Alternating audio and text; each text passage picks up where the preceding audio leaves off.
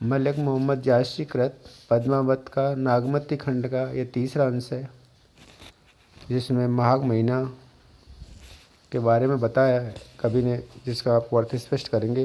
पहले इसका वाचन करके बताते हैं। लागव महा परे अवपाला, बिरह काल भयउ जड़ काला।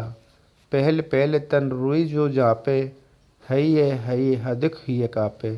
आई सूर होई तपुरे नाई, तेई बिनु जाड़ न छूटे महा। यही मास उपजे रस मूलू, तो सो भमर मोर जोवन फूलू। नैन चुबई जस माहुट नीरू, तेहि जल अंग लाग सग चीरू। टूटई बूंद परई जस ओला, भिरई पवन हुए मारई झोला। केहक सिंगार को पहरी पटोरा, गेह नैहार रहे हुई डोरा। तुम बिनु कंत धन हरऊ, तनु तिरुवर फाडोल। तेई पर बिरहु जराय के, चही उड़ावऊ झोल। तीसरा अंश है पद्मावत के नागमती खंड का, जिसमें नागमती अपनी ब्रह वेदना माघ के महीने में किस तरह से व्यक्त करती है। लागो महा परे अपाला, बिरहा काल भयउ जड़ काला।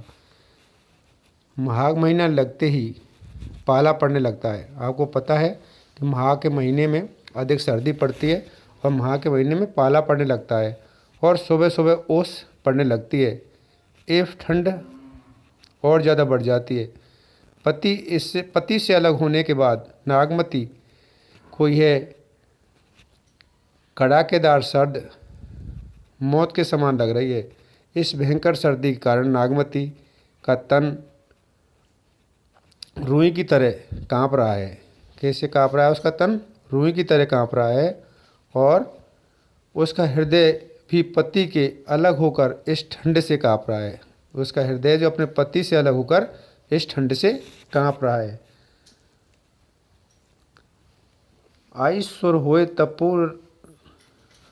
होए तपूरे नहा, तेई बिनु जाड़ न छूटे महा। इस भयंकर सर्दी में बचने का एकमात्र उपाय मेरे प्रिय से मेरा मिलन है और प्रिय से अलग मैं मिलती हूँ तो वह इस भयंकर सर्दी में सूरज के ताप के समान होगा। अगर मैं अपने पति से मिलती हूँ इस सर्दी में तो वह कैसा होगा? इस भयंकर सर्दी में सूरज के ताप के समान होगा।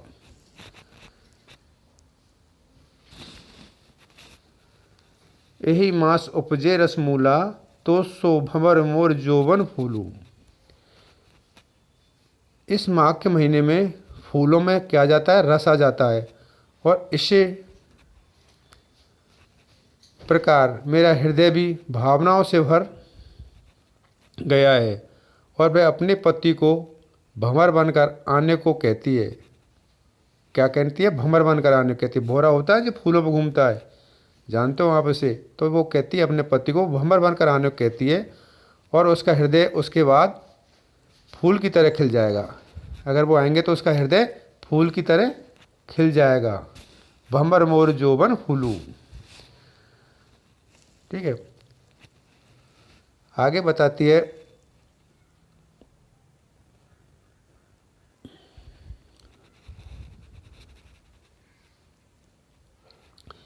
पति से बिछड़ने के बाद उसकी आंखों से आंसू इस प्रकार बह रहे हैं जैसे बादलों से बरसात होती है और वह आंसू नागमती द्वारा पहने गए वस्त्रों को गीला कर रहे हैं और ये गीले वस्त्र उसे तीर की भांति चुभ रहे हैं।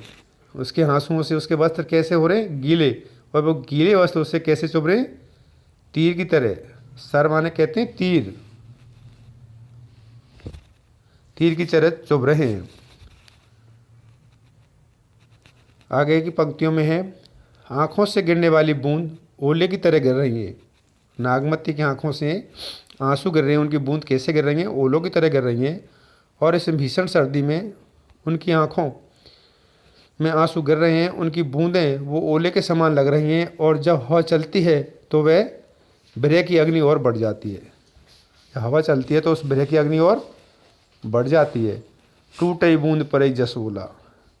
उसकी बूंद कैसी लग रही है? जैसा ओला। बिरह पवन हुए मोय झोला। और जो पवन है, बिरह रूपी पवन है, वो उसको और बढ़ा देती है। केक श्रृंगार को पहिर पटोरा, गिए नहीं हार रही हुई डोरा। पति से बिछुड़ने के बाद में नागमती न तो श्रृंगार करती है और न ही किसी प्रकार का आभूषण धारण करती है। के हिंक श्रृंगार को पिहर पटोरा, पति के बिना वो कोई श्रृंगार नहीं करती है, न कोई आभूषण फेरती है। हाँ, आगे वाले में तुम बिनु कंत धनु हरही तनु तनु तनुवर भाडोल, तेई पर बिरह जराए के चढ़े उड़ावा झोल। प्रिय के बिना नागमती का शरीर जुदाई के दुख में कमज़ोर और दुर्बल हो गया है। कमज़ोर और कैसा हो गया है? दुर्बल हो गया है। और तिनके की तरह हल्का हो गया है। जैसे तिनका होता नहीं, ऐसे हल्का हो गया है। ऐसी जुदाई के आग में उसके शरीर को जलाकर क्या कर दिया है? राख कर दिया शरीर को। और अब उसे राख की तरह उड़ाना चाहती है। वो उसे राख की तरह उड़ाना चाहती है।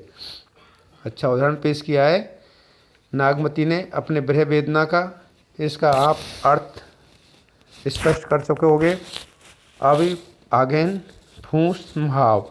लास्ट का आंसर रहता है कौन सा? फागुन। फागुन के महीने वाला अगली नेक्स्ट वीडियो में आपको शेयर करेंगे। धन्यवाद।